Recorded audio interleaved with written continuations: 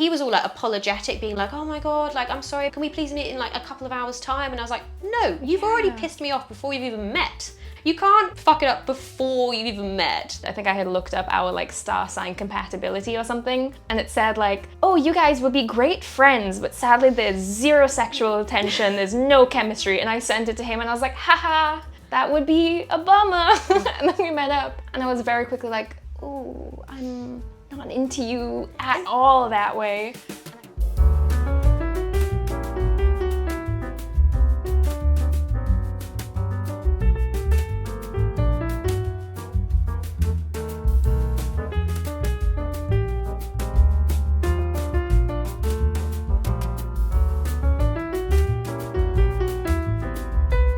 Good morning, good afternoon, good evening. I'm Sam Ellie, and this is Lonely Heroes, the show that shares stories, tips and tricks with those thinking of moving abroad, people in London, people from Trinidad, which brings me to... My name is Saskia. I'm from Trinidad and Tobago. I've lived in London for about 2 years now, give or take. I moved there because I didn't have anywhere else to go at the time, and because I have citizenship. I finished university and I thought it would be exciting to live somewhere like London, and so I came here. Were you in Trinidad and Tobago before you came to London? So I lived in Trinidad until I was 18, and then I came over to the UK for university. I have one British grandmother, so I have the passport by descent, so it seemed like kind of a natural pathway to move over here to study. And once I graduated, I sort of looked around and was like, oh no, I don't know what I'm doing, I don't know where to go next, and London seemed big and busy and exciting, and I came here. What's the island of Trinidad and Tobago like? Because when I think of it, I don't know too much about it, but it seems like it would be quite different to London.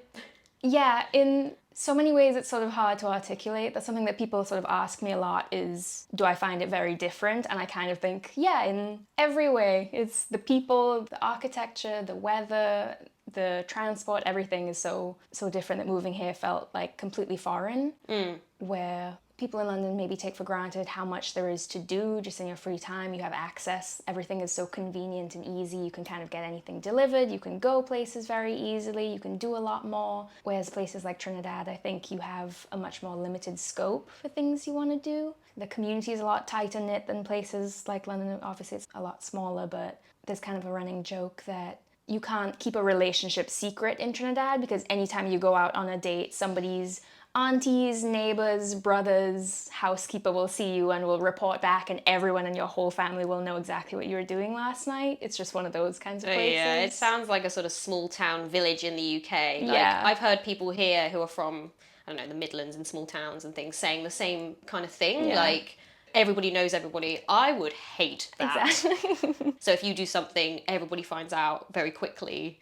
I'd avoid certain areas of London because I was like, I don't want to bump into like loads of people I know. Exactly, yeah. You always feel like this is going to get back to my mom somehow. It's going to be in the paper somewhere. Yeah. The Trinidad Express or whatever. I don't know if that's that actually literally a thing. is. Is that what it's Yeah. called? Okay.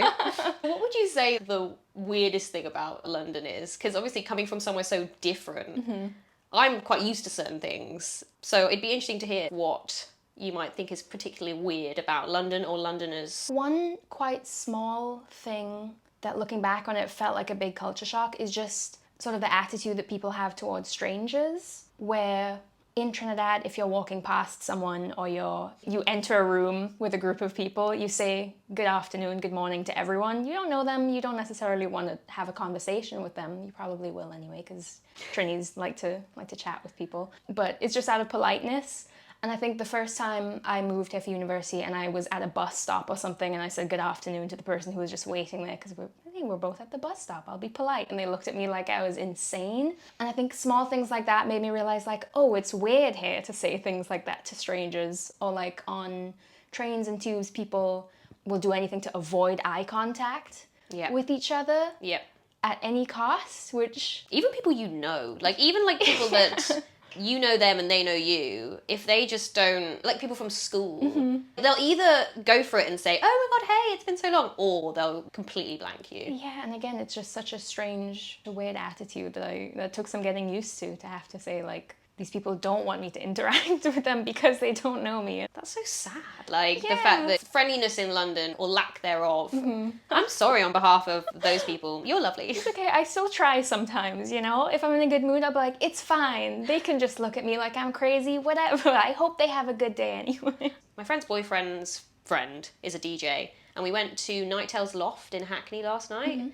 And I think after a few drinks, that's when people are just, you'll talk to anybody, queuing up in the loo with all these women, and you just start conversations in those kinds of environments. It's like once reality hits, you're going to work, that sort of thing. Yeah. It's just a whole different vibe. Yeah, and I do think that drinking culture, especially here, is such a social lubricant. It's sort of the activity that you do if you want to socialize with people, is you'll go to the pub and you'll get a drink with any and everyone, and it's like that's the time when you're allowed to be social kind of thing, which took a little getting used to. Not being a huge drinker, I was like, oh, anytime I see someone, we're probably going to be drinking now. For dating, for example, my ideal first date is going for a drink. Is that something that you wouldn't think to do? It's quite normal, but I don't think it would necessarily be like the default first date, if that makes sense. It wouldn't be like the first thought every person has kind of thing. Also, Trinidad has a lot more, like you go places like the beach and stuff like that as a first date, which I think seems more difficult somewhere like London. Nice.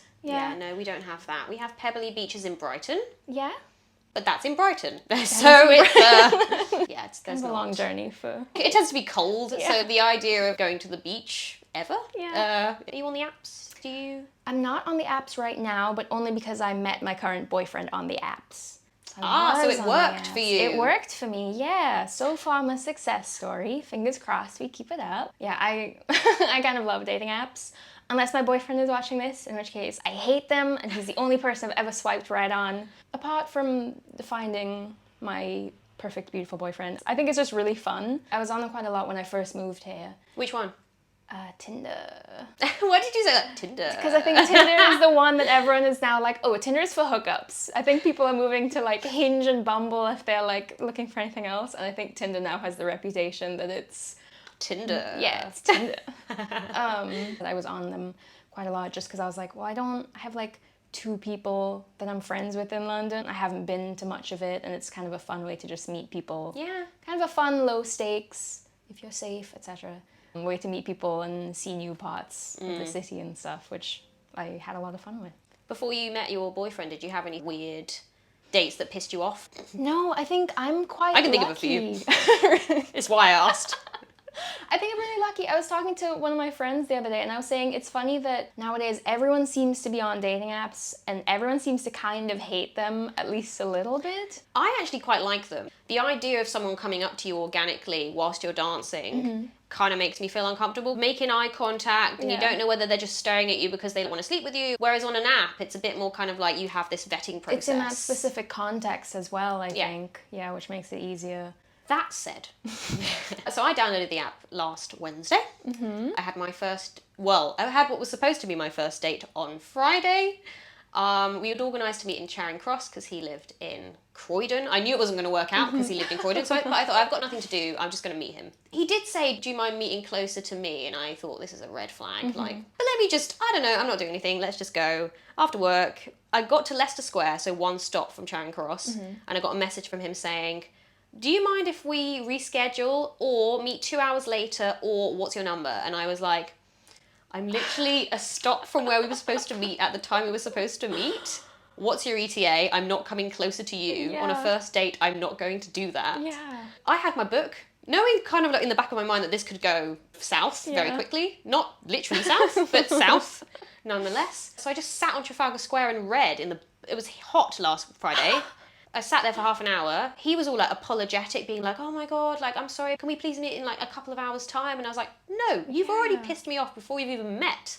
You can't fuck it up before you've even met. So I ended up going home. So that was my first attempt at a date after not having had it for like... upsetting. Well, it's funny because people keep saying, oh, that's quite depressing. And I'm like, it's part and parcel of like the dating. If it happened a few times, I would be like, this is getting ridiculous. I think it's just one of those things that, things like dating apps and hookup culture have just made people a lot more comfortable with doing things like that to each other. That's like never happened to me before. Cancelling last minute, really. It was almost comical because I was like, that to someone who thinks they're okay, like they're an okay person, How could they then do that? Like, I don't Yeah. know. Yeah, whatever. Oh, it's not happened to me before. Oh, well, that's very impressive then. I'm really happy to hear that. Finally, she gets a shit one. Yeah. I've gotten really lucky with the people that I've gone out with. The worst date I've been on wasn't even that bad. It was slightly awkward because we had joked beforehand. I think I had looked up our like star sign compatibility or something.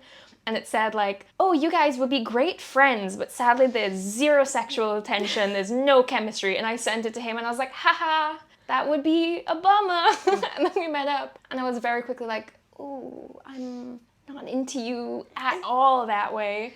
And I felt too awkward to just say it, so I just kept sort of dragging out like us getting drinks. And then at the end, I think we shook hands. And then I went home. You shook hands? Yeah, because I was like, there was Good for this you. awkward moment No of sexual like, tension, bye-bye. there's this awkward moment of like, I'm not gonna kiss him. I also don't know about a hug. A hug feels too encouraging still. So I was like, nice to meet you, thanks. Yeah. And then I went home and I felt really sad for like an hour. I just felt kind of depressing. I tend to go to places that are on my list, so I'm always like, at least I get to go somewhere that I want to go That's to, smart. and then if my friends aren't available, I might as well go with someone I don't know. That's He such a might good idea. pay for half.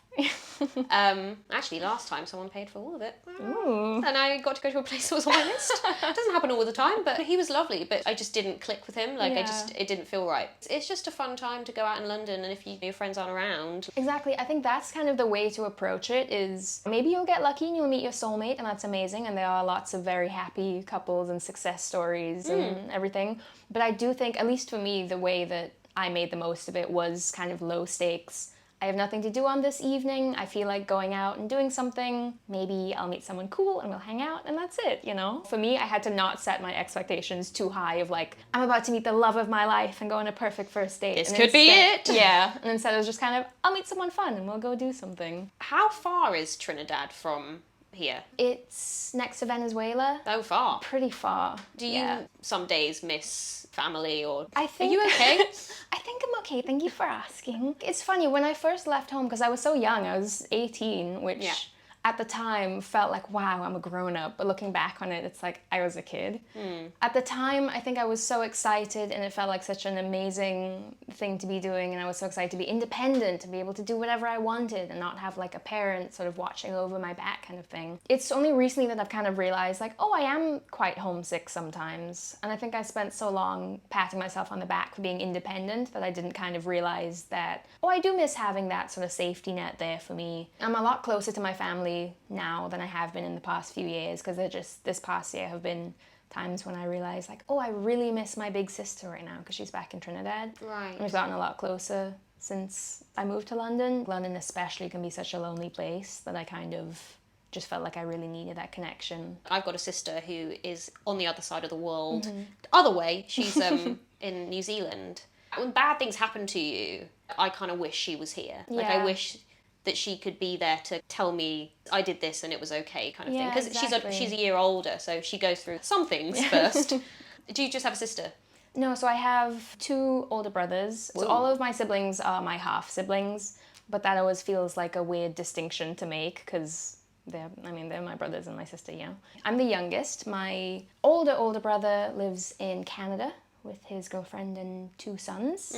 My other older brother lives in the US with his husband and their son, and my sister's back home in Trinidad. So you are scattered. It makes Christmas very difficult to coordinate. I was going to say, is there a point where you come back together, or is Christmas just not... It's sort of all over the place. I haven't had a Christmas with the whole family together in a long time because there are always, oh, this one is doing Christmas with their spouse's family this year while the rest of us are back home. Like last Christmas, my whole family, well, except for my father and sister, my mom and my 2 brothers and all of their assorted children met up together in the US for Christmas, and I was just stuck over in the UK by myself. Well, my birthday's on Christmas Day, so if you ever need Oh, somewhere wow. to go, people who don't like their parents or can't see their parents, please come to my house, please. It's either a blessing or a curse. Yeah. Like, I can't imagine my birthday being on a random March 2nd or, Yeah. whatever. Wow. So feel free. Yeah, I'll stop by. When you are homesick and when you do feel that loneliness, is there some things that you do particularly that have helped? Definitely talking to my sister more now. Zoom calls? We- Why Zoom calls? we were talking about Zoom calls earlier. Yeah, we like schedule a meeting. Let me share We my check our- screen. Yeah, we check when we have time. I'll just give my sister a call. She WhatsApp. Is I don't know why I'm like, what do you use? Yeah, WhatsApp, exactly. I think it's just nice to hear her voice sometimes. Otherwise, I have a little soca playlist that sometimes, because soca is very upbeat and it's very fun and it's very happy and it's hard to feel sad listening to. I'll usually put that on and just think about my next visit and when I can make it back next. Do you know when your next visit is? Possibly Christmas, if my family can get their act together and decide what country we're doing Christmas in. My brother is getting married in Barbados next year, so I'll be going to Barbados. Would be nice to stop back home, at least for a few days, to see other people. The idea of saying out loud, I'm going to Trinidad and then I'm stopping off in Barbados for a wedding. Wow. All right for some, as they say. I don't know if you're one of many who have done the voyage from Trinidad to London and decided to live here, but if there is someone from an island like Trinidad or anywhere at all, if they're thinking of coming to London, would you have done something differently? If you have any sort of advice and tips, that would be cool. The big one that comes to mind is not to underestimate winter. You need that vitamin D, you need the supplements, take them regularly, start from a few months beforehand while it's still warm, because what you expect to happen is December or so you'll start feeling really sad. No, it creeps up on you, especially here, because winter this year lasted until about 2 weeks ago. It was grey and it was miserable and rainy, and it's like, for me at least, March or so is when it really starts getting to me. That was not something I was prepared for at all. I think I kind of expected something like a much more dramatic shift to suddenly happen the first time I went through winter. Never underestimate the power of vitamin D. I could have said never underestimate the power of the D, but that would have been... Different. Kind of. Yeah. I don't know. I was talking to one of my friends who lives in Canada, and he was saying something similar about how his last winter was really rough for him, and so he's trying to sort of build healthy practices now in summer while it's nicer and he's happy and it's a bit easier.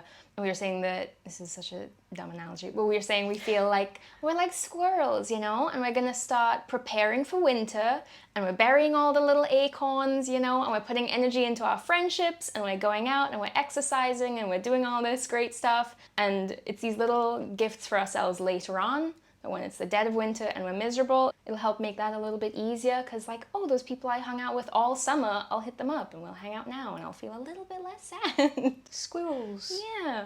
That just reminds me of, Daddy, I want a squirrel, from Charlie and the Chocolate Factory. Did you know they actually trained those squirrels? Those are real squirrels. They're real squirrels? Yeah, they're real squirrels. All of them? Yeah. There's a lot of squirrels. There must be in... some of them, but the ones that you see doing things with the nuts, no. Apparently squirrels are really smart and trainable. But it takes a lot of effort, and they basically won't be able to learn any other skills to survive. I think it's in Battersea, you can go up the glass elevator that they have. It's not the same one, but really? it's like there's a glass, it used to be a glass elevator in Battersea where you could... Oh, wow. Oh, in the power station? Go up to, somewhere near there. I don't go to Battersea a lot. You're nearer there than me, I think. Yeah, I am, and also I work very close to Battersea Power Station, so... I think it's called Lift 39, Lift 29, okay. Lift something 9. You live in South. That's something. That's a choice. No, I used to live in South London for 2 years. I used to walk into Streatham, actually. I used to get my car fixed in Streatham.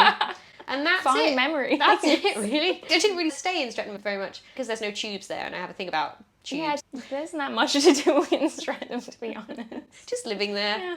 And apparently the journey up north wasn't as bad as you thought it was going to be. Not that painful. It's close enough to Brixton, which is the Vicky line. That's my line. It's a good line. I miss the line. I did pass out on that line once, Oh but... my God, what?